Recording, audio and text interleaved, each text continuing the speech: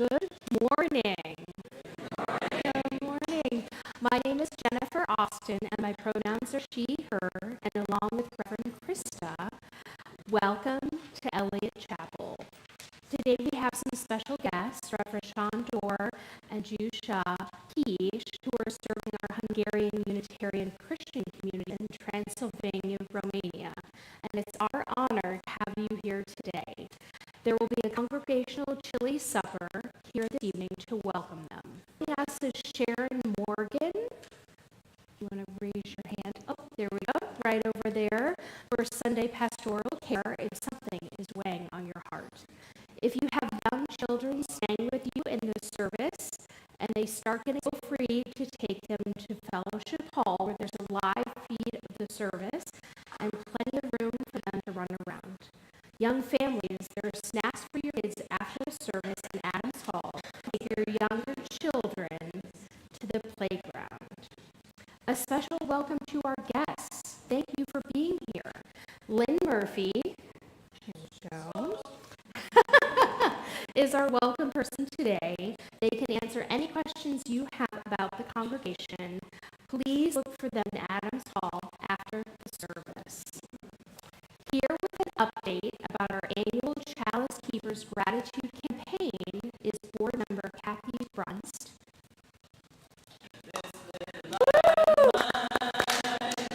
I'm gonna let it shine, little light of mine. I'm gonna let it shine. Good morning. I'm Kathy Brunst. I am your Chalice Keeper speaker today, and we are now 2 weeks into our Chalice Keepers End of Year Ask. Our goal is $10,000. As of Friday, we were at $6,684.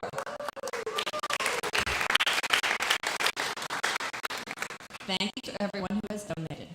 This end-of-year tradition ensures that we have the resources to act on our values in the world around us, and we know how important that is. For all donations $100 or more, you get a free Eliot Chapel t-shirt in the color and mission statement of your choice. Are you loving courageously, growing spiritually, or inspiring compassionate action? Let's fill our congregation with a rainbow of colors. The QR code is on the screen above me and in your order of service. Thank you for your generosity.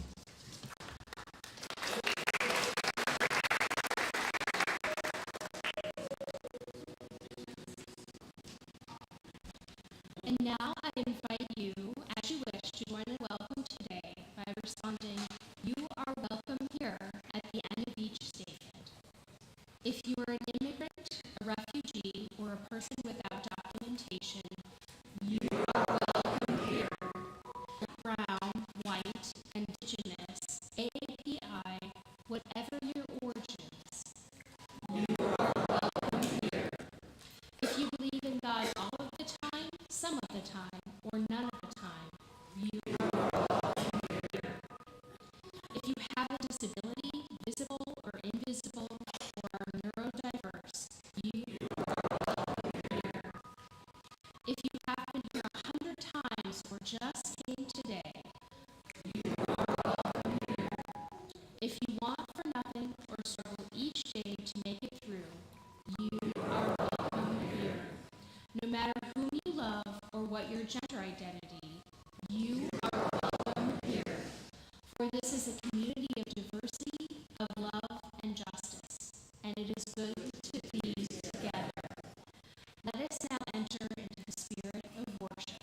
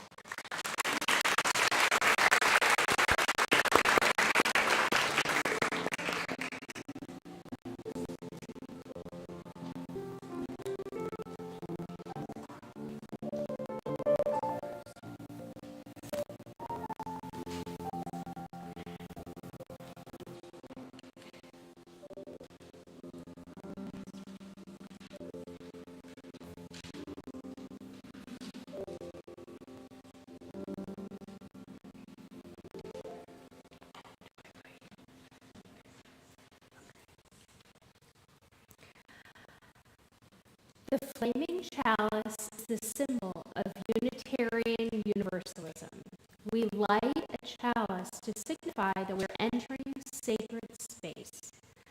These chalice lighting words are by Gary E. Smith. We light the chalice in honor of all of those who have served in our ministry. May the chalice be to us a symbol of the sharing of faith and hope which they have brought. May the flame remind us of the giving of lives and love upon the altar of service and truth. I now invite you to rise in body or spirit for our opening hymn, May I Be Empty. Please remain standing for a congregational covenant afterwards.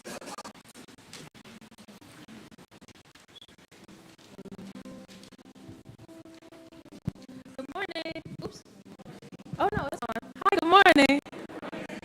Okay, so this hymn is a new one. I'm going to teach it to you. It's fairly easy to catch on to. So what I'm going to do is I'm going to sing it for you once with David. Just know that the end of the verse will change each time. So the first time it's open to receive the light, or open to receive the dark, or open to receive the love. So it changes every here and there, and you'll see it up there, I'm sure. Okay. And we're going to do it twice, each verse twice. Okay. All right. Goes like this. 1, 2.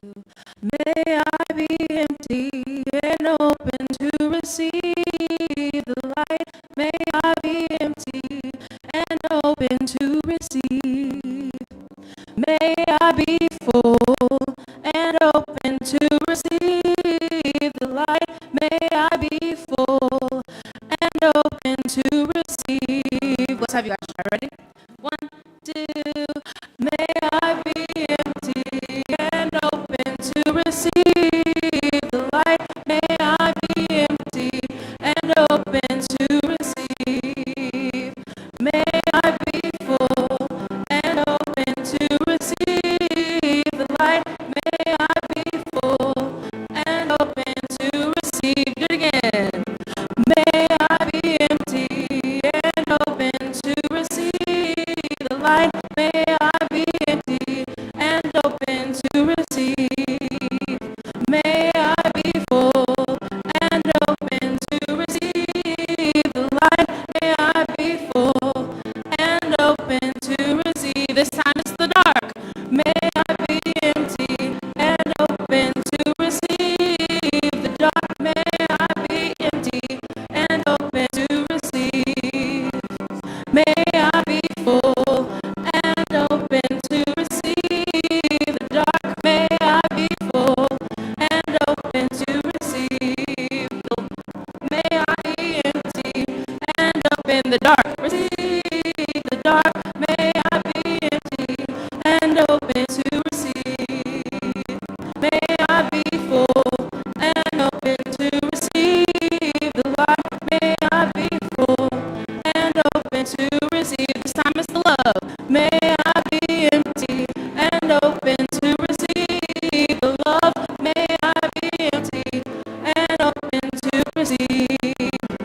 May I be full and open to receive the love. May I be full and open to receive. One more time.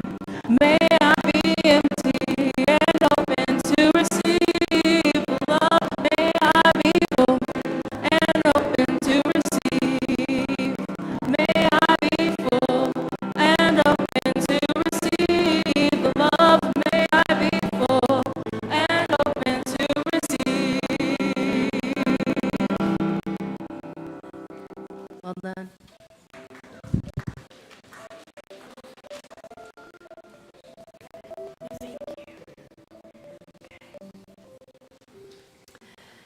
In Unitarian Universalism, covenants are the agreements we make for who we want to be as a people. Please join me in reading our congregational covenant. As a free congregation, we promise to one another our mutual trust and support. To create community, we promise to be kinder to one another than we have to be. To listen fully to each other with open mind and heart. To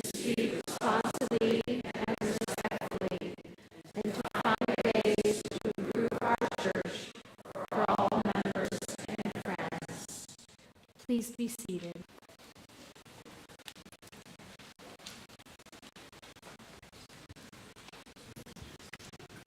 Good morning. Happy almost Thanksgiving.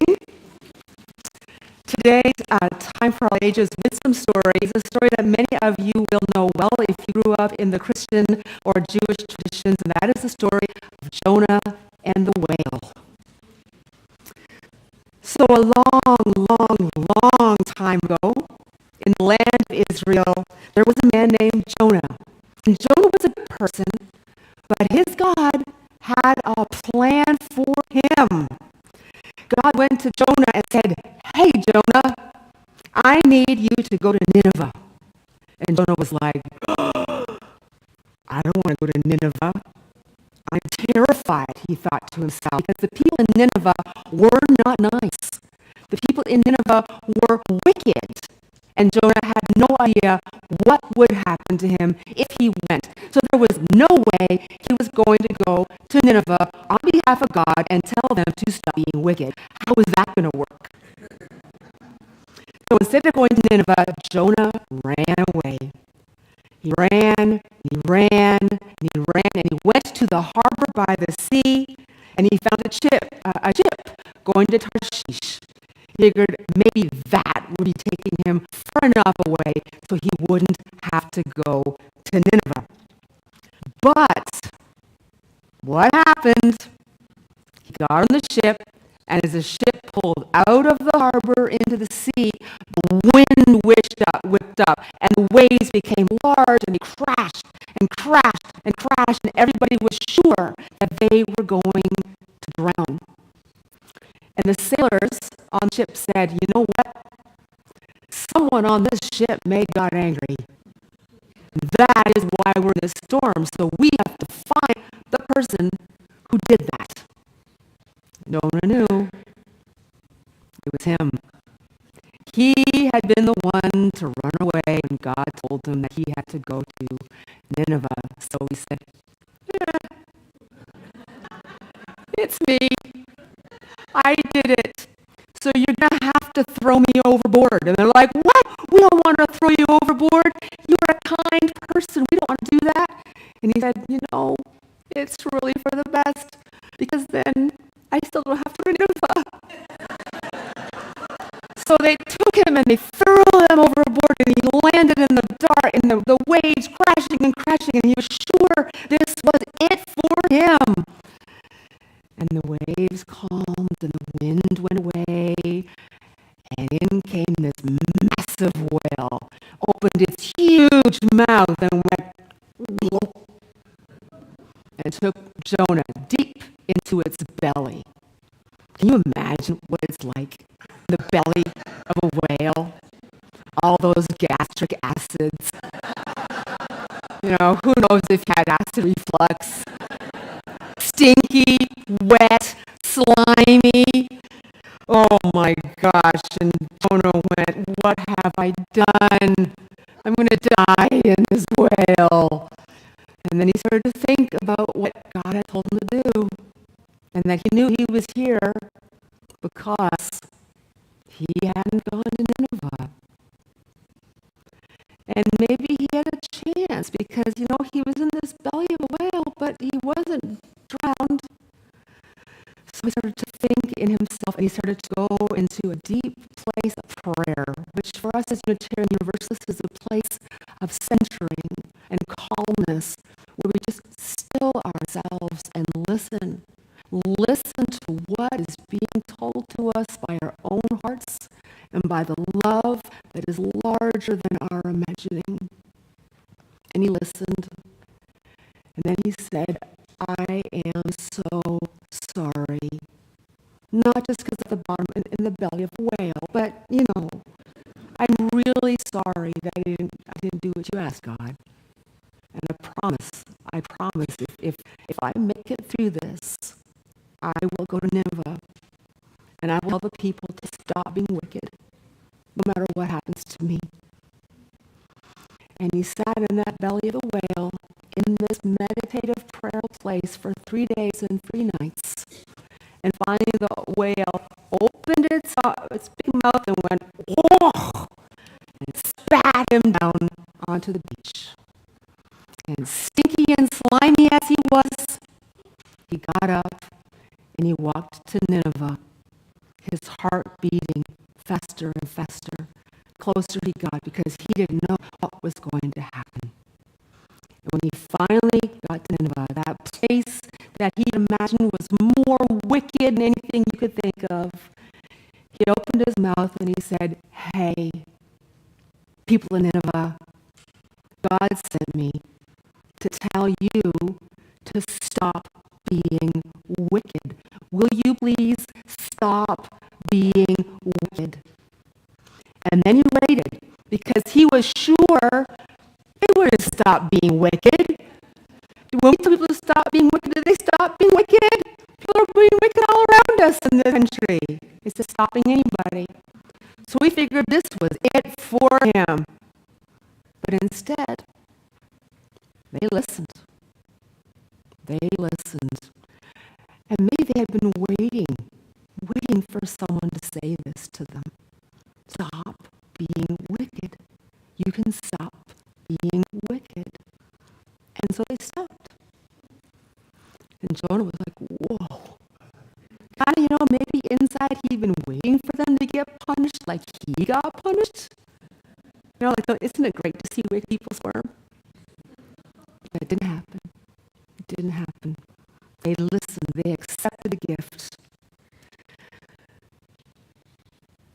They stopped being proud and arrogant. And they began to be good, humble people who were kind to one another. And Jonah's God then told him that of the importance of love and forgiveness. That love is for everyone, even for the people who make mistakes. And that is the end of the story.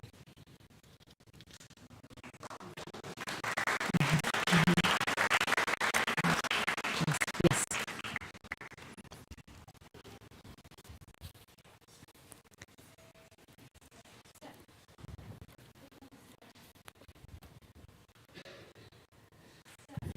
Oh, the step. Thank you.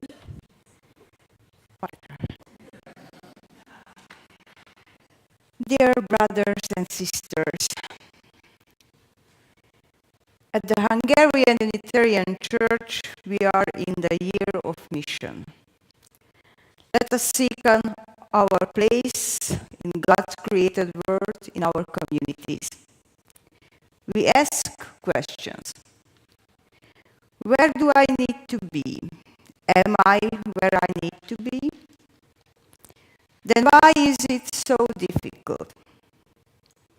Why is that shoe so tight? If everything is on track, shouldn't everything be running smoothly? I invite you to think together. Our thinking together is helped by Jonah in his clumsy, fragmentary way. Perhaps that is why I love Jonah, because he is so human, storming the sky with the same weaknesses, doubts, questions, and anger, what we do in our daily struggles. The book of Jonah occupies a special place in prophetic literature, not consisting of prophetic statements, but rather the story of a simple man who grew up to be a prophet. The story is briefly as follows.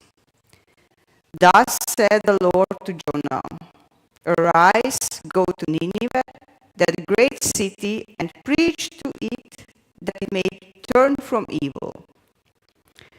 Jonah set out, but not to Nineveh, but to Tarshish. He boarded a ship, a storm broke out at sea, the sailors found out that the storm was because of Jonah, so they threw him into the sea. God sent a huge fish that swallowed Jonah. Jonah prayed in the fish's stomach. He realized that he could not hide from God and promised that if he was freed from there, he would do what God had entrusted to him.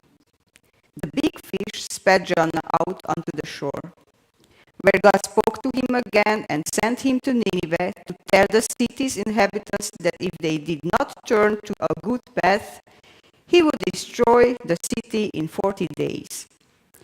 Jonah went to Nineveh and delivered God's message. The city's inhabitants understood, proclaimed the fast, and tried to change their bad habits. Jonah went up the mountain satisfied because he believed that God would destroy the city and that he would be right. He lay down in the shade of a green plant and fell asleep. When he woke up, he saw that the plant had withered above his head, and the city was not destroyed either. He became angry. He was angry with God. He called him to account. But God said that all anger was unnecessary because what was important to him was that the people turned to a good path, not that the judgment that Jonah had predicted would happen. So, Jonah is given a task. He must proclaim God's judgment to the sinful city. He is not up to the task. He does not like this universality. As it turns out, not because he doubts his prophetic abilities or is afraid of the people's reaction, but because he regrets the possibility of conversion and salvation from the people of Nineveh. He fears that he has nothing to do with these people and should not have anything to do with them, since they are not even Jews. They are pagans, sinners. He really does not understand why God is sending him there. If we were Jonah, a caricature would probably capture his most inner traits. The grotesque depiction of the events is also intended to bring the reader or listener as close as possible to this man. He should say in his defense that, despite his weakness, he has a living, lively relationship with God. He is able to hear the call, but resists. He prays and accepts. Finally, he gets angry because the fate of Nineveh does not turn out according to his expectations. His behavior is childish. He thinks that if he flees to Tarshish, he can step out of the domain of his God. He may be offline. And then, at the end of the story, like a grumpy little child, he takes out all his anger and frustration on God, just because Nineveh was saved. How human, right? Just like us. The most beautiful part of Jonah's story is the prayer he says in the belly of the fish. In the depths, which are not only physical depths but also spiritual immersion, he must realize that God's all-encompassing providence is not bound by geographical boundaries nor by depths and heights. When he is about to end his life, he experiences God's mercy. Thus, Jonah becomes a symbol of the human experience according to which God allows man to fall into the abyss, to despair, even to come close to death, but he is the one who raises him from there, and at the bottom of this abyss there is the realization that God embraces the whole world without prejudice, with his love and providence. My dear brothers and sisters, I believe we can learn a great deal from this story. Jonah's exaggerated human traits highlight our occasional ingratitude, selfishness, and childish behavior. During Bible Week, when I asked the children about the message of the story, I received a unanimous answer that you cannot hide from God and you must take on the task. One of the important experiences of my childhood was that you cannot hide from God behind a door, under a table, in Tarshish, or in the belly of the great fish. For me, the deepest message of the story is that the power of prayer can lift you out of the deepest depths, from the greatest despair and sadness. Jonah sings a song of gratitude to God in the belly of the fish. This teaches me that I can rise from the piece of my life on the ladder of prayer. In the difficult, hopeless moments of my life, I pulled out the pebble of prayer as a precious reserve, and when I could do nothing else, I could always hold it between my two hands. Our human mission is to constantly examine God's will and to ask ourselves the questions from time to time: is my goal God's goal, or I am just pretending to be it? If we ever realize that our goodwill and kind words are limited to certain groups, if they only serve our own satisfaction and success, then we are already on the wrong path. Recognizing this requires humility. And life teaches us humility every time we experience that we are God's instrument. We can all be prophets, teachers, healers, comforters, and yes, it is worth getting angry, rebelling, and holding ourselves accountable. But it is worth seeing and accepting that God's great love, like sunlight, shines on all of us equally. It is worth being grateful, accepting life as a precious gift, and living it to its fullest by taking on our mission. Amen.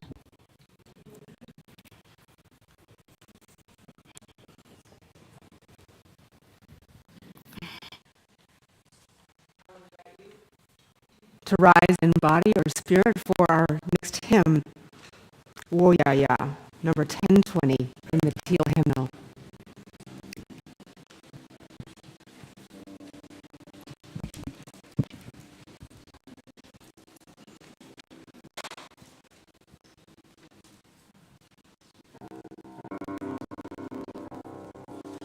We are going, heaven knows where we are going, but we know within, and we will get there. Heaven knows how we will get there, but we know we will. It will be hard, we know, and the road will be muddy and rough, but we'll get there. Heaven knows how we will get there, but we know we will. Oh yeah, oh yeah, oh yeah, oh yeah, we are going. Heaven knows where we are going, but we know within, and we will get there. Heaven knows how we will get there, but we know we will. Oh yeah, oh yeah, oh yeah, oh yeah, oh yeah, oh yeah,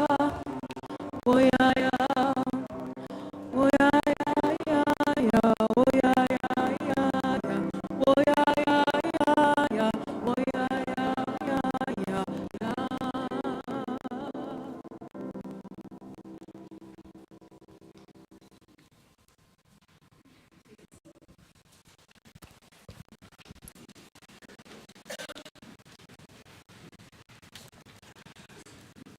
When you put love at the center of your life, it means you are in for an adventure. When God approached Jonah to go to Nineveh, Jonah tried to run away because he didn't want to go there. But then it was love that got him back on track. First, he didn't want the sailors on the boat to die because he was running away from God. So he went overboard in stormy water to save the sailors, even if it meant drowning. But then came the whale, and while trapped in its belly, he went into a deep state of internal searching that some of us call prayer. And he knew what he needed to do. He needed to go to Nineveh. And wouldn't you know it, people welcomed his message to stop being wicked as a gift that helped them to get back on track, back to love at the center. And my question for us today is, where is our Nineveh? Let's look at Nineveh as a representation of the places that love is calling us that we don't want to go. Places that we are afraid of, judgmental of, not worthy of our time and effort and prayer. Think about some situation in your life. It could be your family or community or country where things aren't right, and you know you should do something about it. That you are called to do something about it. To do some version of saying, stop being wicked. Just stop it. But you're afraid to, and so you have held yourself back. Today is our annual bread communion, and we invite ourselves to make baking or bread that is meaningful for us. And we come to the front, we share briefly why it's special, and we offer it as a gift to this beloved community. I want us to imagine that our baking, and if you didn't bring some, use your imagination. What baking would you have brought? And imagine that your baking is like Jonah's message to Nineveh, like Jonah's gift to Nineveh. There's something you can do that brings new life and hope to places that are troubled. It could be a relationship, it could be a situation in your private life or in your public life or in your community where love is calling you into its center. And when you come forward, imagine that you're offering your message, your gift. Let us take a few minutes of silence to imagine the gift that we are being called to offer.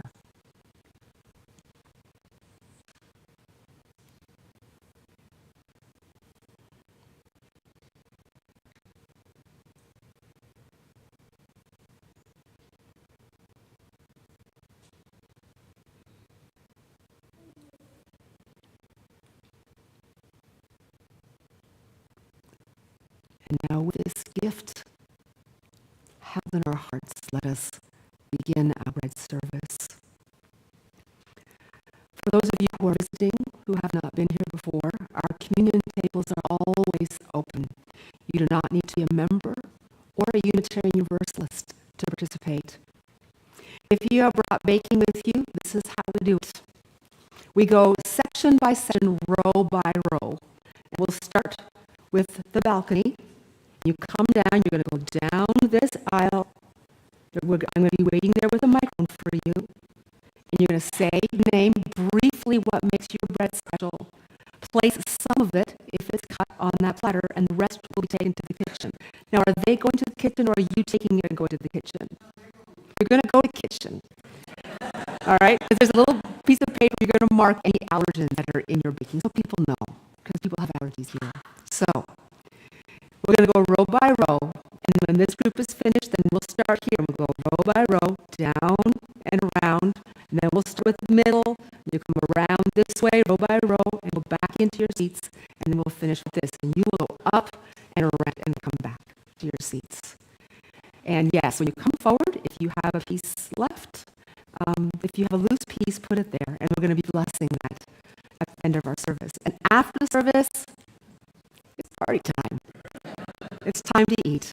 Now, if you have mobility issues, we are to start with you. I will take that microphone. I'll invite you to raise your hand, and a microphone will be brought to you, and a greeter will take your baking to the kitchen for you.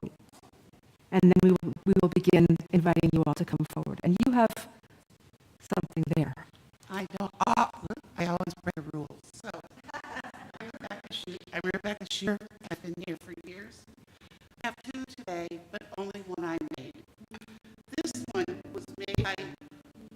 Kimberly Chartouchier.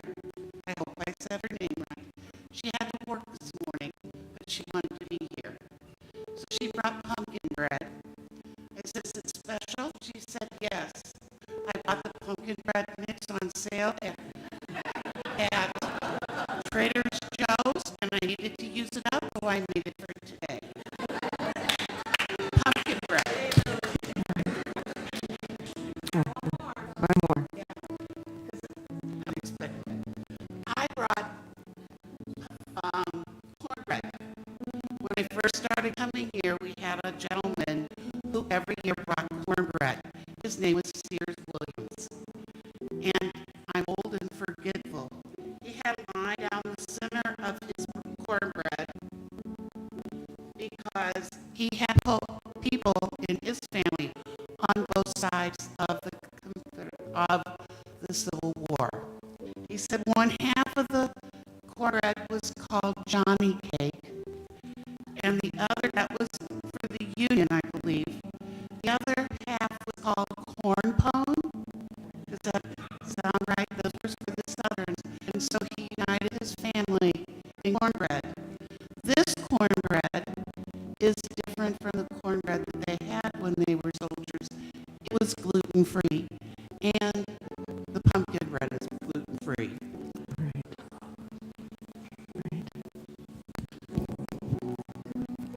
Thank you. Thank you, Rebecca. Rebecca works in the kitchen, is going to receive your bread. So now she gets to go and wait for your bread.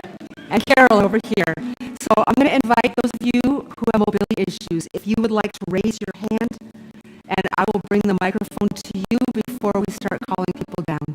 Anyone? All right. Another kitchen worker. Here we go. May the road rise to meet you, may the wind be always at your back. Irish soda bread from my heritage in Kiltima and Hogan, Ireland. Mary, my house. So now I'm going to invite those of you in the balcony to come down.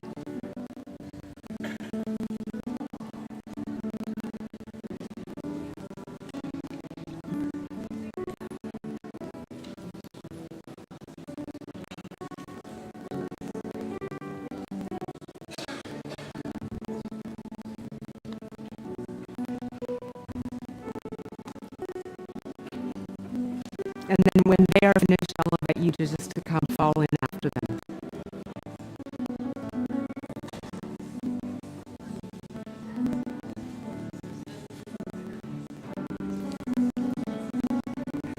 Hi.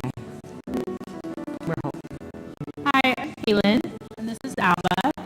We are bringing poppy seed apple muffins, which are just our regular muffins that we eat for breakfast.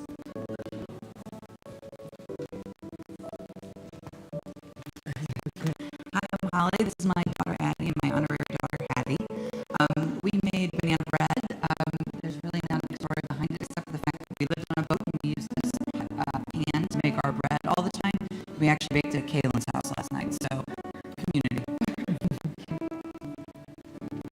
Hi, I'm Brooke, and this is Maggie, and this is our first loaf of sourdough that Maggie helped me make last night.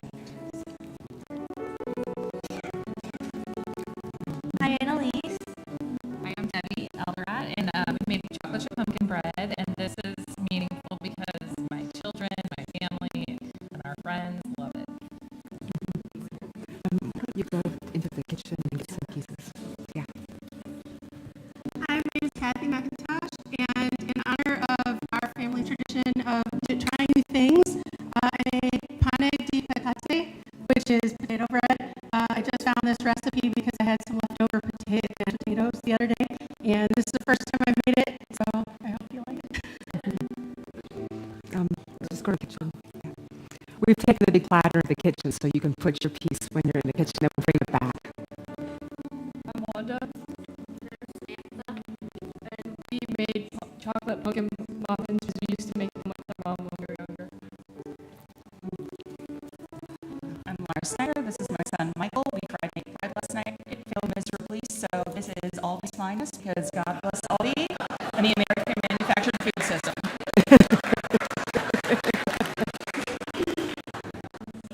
Hi, I'm Kelly.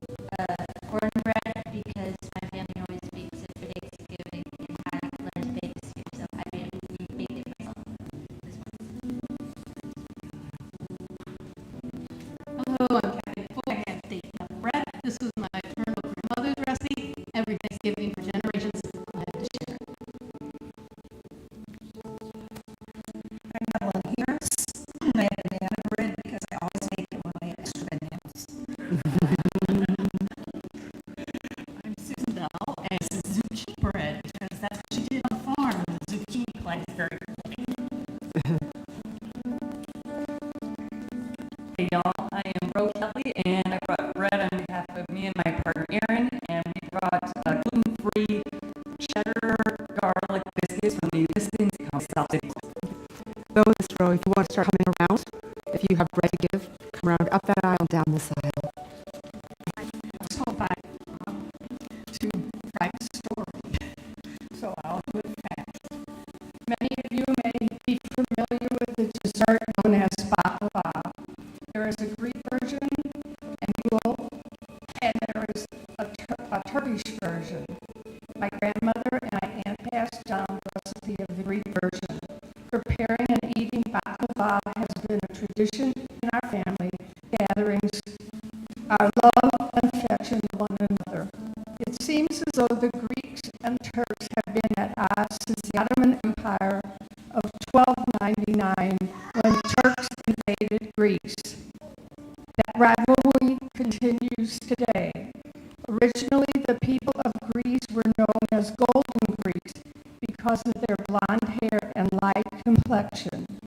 When the Turks invaded the Greek and intermingled with the population, some Greeks acquired the dark hair and complexion of the Turks. My father-in-law, George, was Greek with dark hair and dark skin. His brother, Talus, was blonde and light complected. As teenagers during the 1930s, father-in-law, because of his dark looks, was banned from public swimming pools. He was considered to be a person of color. However, his lighter complected brother was allowed to swim. That is why it is important today for the people of Eliot to stand up for the marginalized. Thank you. We bring both Greek and Turkish versions of baklava. Shiraz. Thank you. Thank you. Come on. Oh. Hi, good morning. My name's Rebecca Taylor, and I'm bringing blueberry buckle, which is something my mother used to make. My mother was quite a pistol, and she made a lot of blueberry buckle, and we ate it with gusto. So, for her. Thank you. Do you want to start coming from this side of the sanctuary? I'm Lena, and this is Hugh. We watched the Great British Baking Show. We would try our hands at monkey bread, and we were kicked off the show, and so we made Trader Joe's on monkey bread. My children live on this time of year, so know how to do this. I'm Marcia Gray. I brought sourdough and bread, which we made, and sourdough discard muffins, kind of in honor of my great-grandparents and grandparents. My great-grandmother's quilt is still up, just in the spirit of living through the Great Depression and letting nothing go to waste. This is in honor of them. Hello, I'm Sharon Gannon. Today I brought sourdough sandwich bread because I lived most of my adult life in Northern California, and that's what I want. David Smith, this is Noah, and Sister May, they help us make this cinnamon swirl bread, and it represents family collaboration and enjoyment.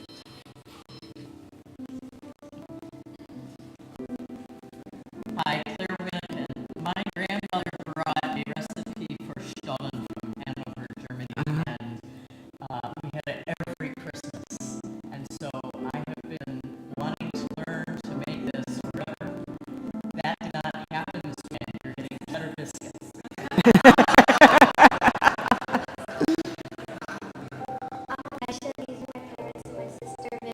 My sisters Vivian and Juliet, and we made our homemade pumpkin bread because my dad likes to make it in the fall. Thank you.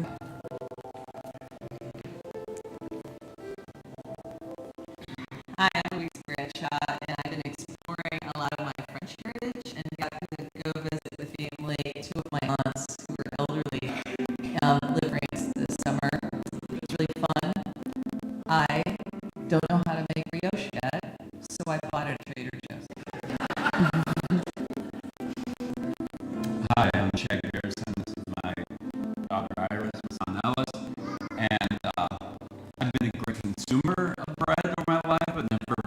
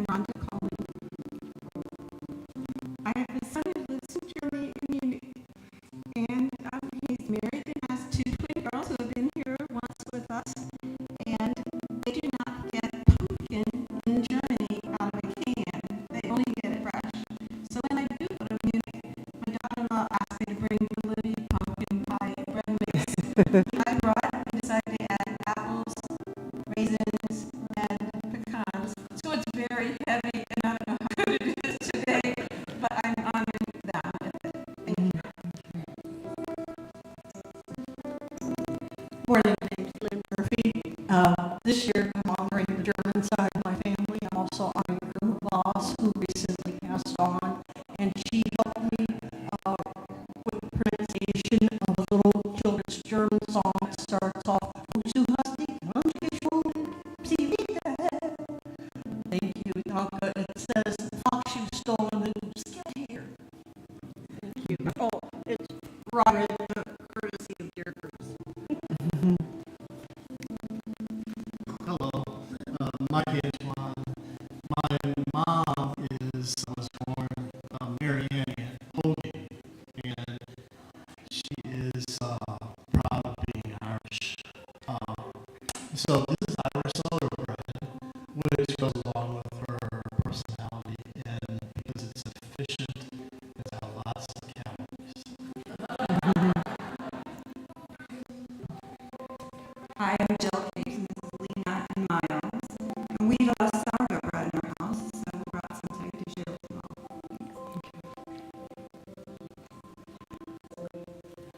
Good morning, I'm Barbara Levitska.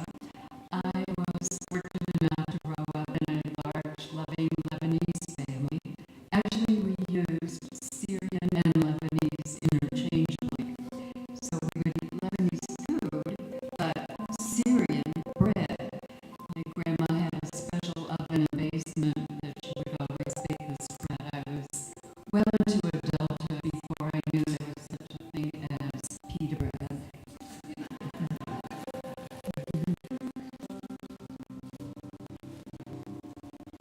Good morning. My name is Lorraine Atwood, and this was the first bread that I learned to make over 50 years ago. It's a cranberry nut bread for you to enjoy. Hello, my name is Sarah. This is my son Malcolm, and we're inviting the spirit of my grandma Schmidt today, who used to eat a bunch of white bread soaked in milk with onion, which is really disgusting, but it was a great refreshing kind of leftover. But I'm not going to subject you to that, so instead I brought bagels.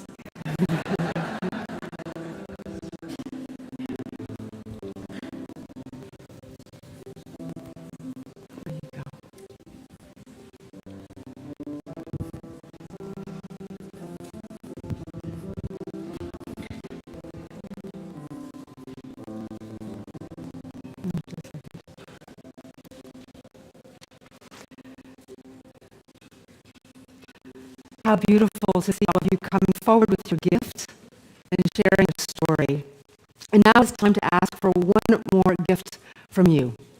For several decades, Eliot Chapel has helped to support bread program for our partner church, Nyárádszentmárton. Romania does not have the same social safety net that we do, and this program ensures that every senior receives a loaf of bread every week. This is a very important program that has strengthened the community and ensured that no one is hungry. Our support purchases the ingredients, and the bread is made by local bakers, so the whole community benefits. I ask you to be as generous as you can. We do not split this congregation. It all goes to the bread program. Let us be a generous people.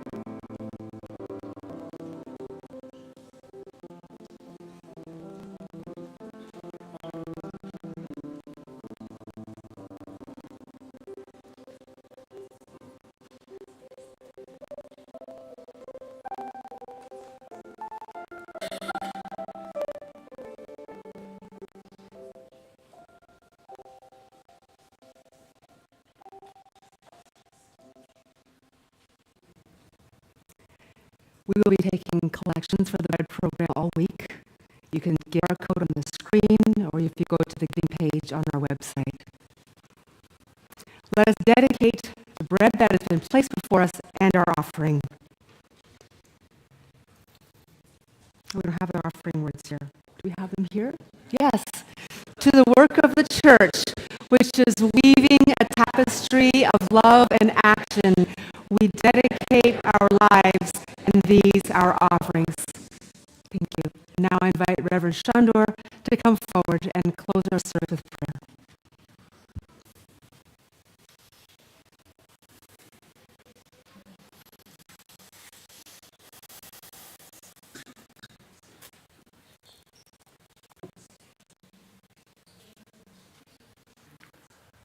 Dear friends, let silence find its place in our hearts and next to us, around us, and let us pray.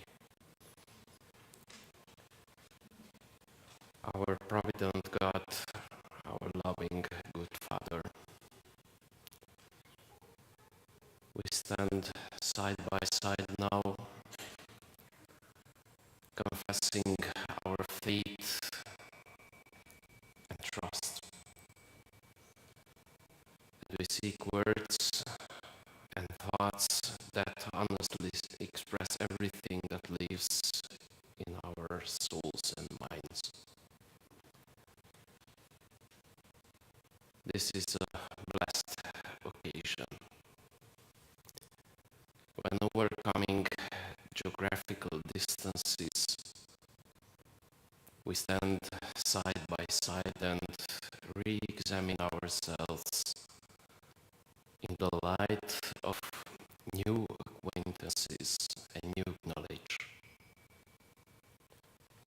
Great is your name in all the earth, on the seas here and beyond. How wonderful are your works and deeds in every corner of the world. That so much variety, so much difference is all contained in the loving embrace of your providence.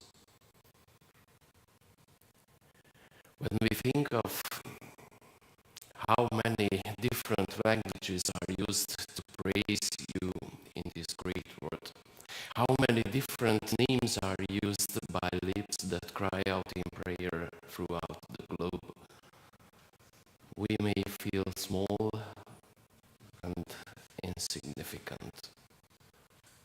However, if we find in our faith the certainty that all this diversity and richness is an opportunity given for the edification of our souls, then we will look at each other with grateful feelings in these moments. This diverse tree of life of our religious tradition is yet another confirmation that our Unitarian heritage provides a viable community-building faith in every situation and represents the world-saving power and role of love in the bosom of different countries and nations. Give us all a pure, sincerely curious soul, so that we can approach each other as brothers and sisters. Even if we do not fully know each other's language, customs, and perceptions, grant us to understand each other in the language of love. And let us experience that an act of love is equally understandable and valuable in every part of the world. We ask that you do not allow us to focus only on differences and otherness, but that beyond these we find what unites us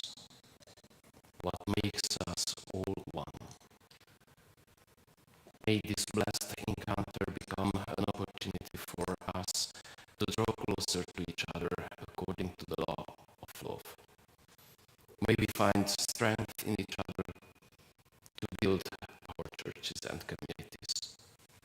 And thus may we be a support for each other on both an individual and community level. May our God bless this meeting, our moments spent together, and grant that we may all be enriched in spirit from it. May you, dear God, be the guardian of our guests and hosts, so that every moment of our meetings may be a lifelong memory and experience with your blessing. Amen.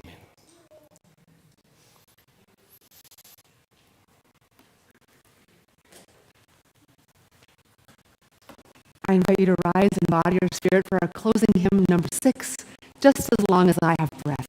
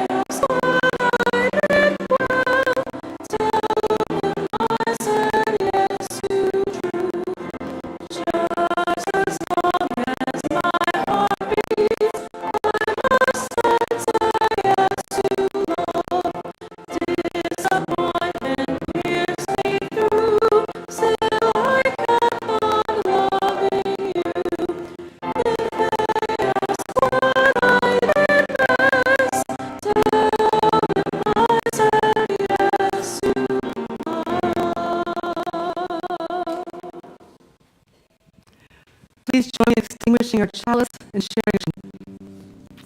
We extinguish this chalice, but not the light of truth, the warmth of community, or the fire of commitment. These we carry in our hearts until we are together again.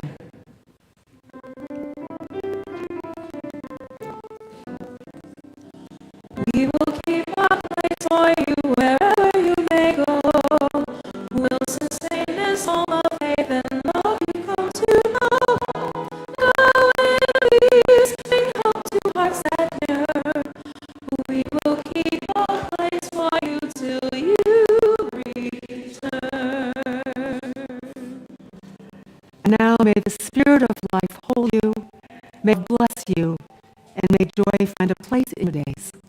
Love to you all. Go in peace.